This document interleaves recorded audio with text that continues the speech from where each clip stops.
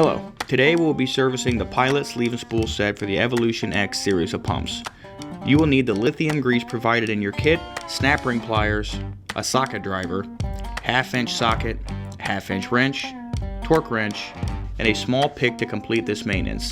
If the pump you'll be working on has been in contact with any hazardous materials or chemicals, be sure to wear proper PPE like nitrile gloves and eye protection.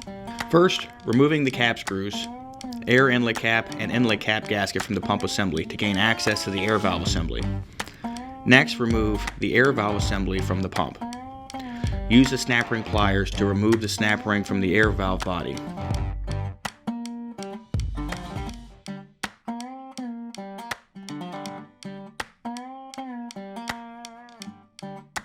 Next, remove the spool and sleeve and inspect its O-rings for wear and damage and replace it if necessary.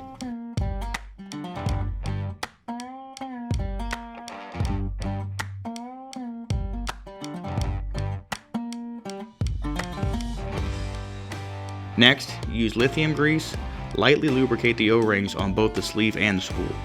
Then press the pilot sleeve into the air valve body, and then slide the spool into the pilot sleeve.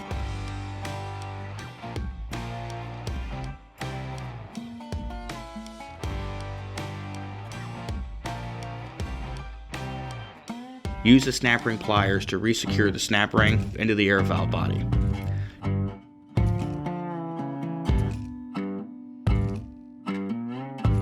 Place the gasket properly aligned onto the air valve body. The valve body features will help to hold the gasket in place during reassembly.